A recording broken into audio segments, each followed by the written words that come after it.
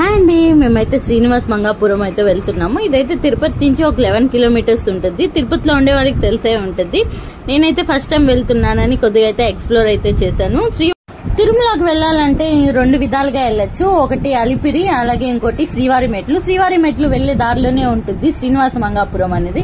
చాలా అంటే చాలా బాగుంటుంది ఇది టెంపుల్ గురించి చెప్పాలంటే చాలా హిస్టరీ ఉంది. నాకు తెలిసినంత వరకు అయితే నేనైతే కొద్దిగా అయితే చెప్తాను. మీరు ఎవరైనా ఫస్ట్ టైం మన ఛానల్ కనిపిస్తున్నట్టు సబ్స్క్రైబ్ చేసుకోవడం మాత్రం మర్చిపోము. అలాగే లైక్ చేయండి, షేర్ చేయండి, అలాగే కామెంట్ కూడా చేసేయండి. ఈ గుడిలో ఉన్న వెంకటేశ్వర స్వామి ని కళ్యాణ వెంకటేశ్వర స్వామి అని కూడా అంటారు. ఎవరికైనా మ్యారేజ్ కాని వాళ్ళు ఇక్కడికి వచ్చి కంకణం కట్టించుకుంటే మ్యారేజ్ అవుద్దామని కూడా నమ్ముతారు ఇక్కడ ఉన్న వాళ్ళైతే. ఇక్కడైతే స్వామి వారికి కళ్యాణం జరిగిన తర్వాత పద్మావతి దేవితో ఇక్కడ 6 months ఉన్నట్టయితే నమ్ముతారు ఇక్కడ అందరూ. కానీ అందుకే ఇది శ్రీనివాస మంగాపురం అని కూడా అంటారు. చాలా అంటే చాలా బాగుంటుంది. విజిట్ చేయండి ఎవరైనా తిరుపతిలో ఉండే వాళ్ళైతే.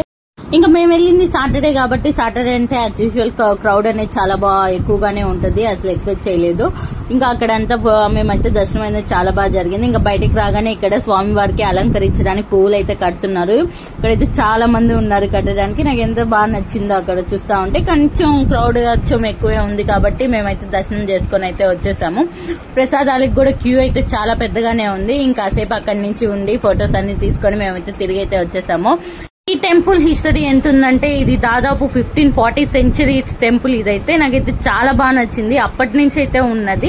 ఎవరైనా విజిట్ చేయాలంటే తప్పకుండా వచ్చి విజిట్ చేయండి. ఇది శ్రీవారి మెట్లకి వెళ్లే దారిలోనే ఉంటుంది. ఎగ్జాక్ట్ గా దీన్ని క్రాస్ చేసుకుని మనం శ్రీవారి మెట్లకి అయితే వెళ్లాల్సి వస్తుంది. ఇలా చెప్పుకుంటూ వెళ్తూనే చాలా హిస్టరీయే ఉంది. ముందుగా ఎవరైనా ఛానల్ కానీ ఫస్ట్ టైం కనిపిస్తున్నారు సబ్స్క్రైబ్ చేసుకోవడం మాత్రం మర్చిపోమాకండి.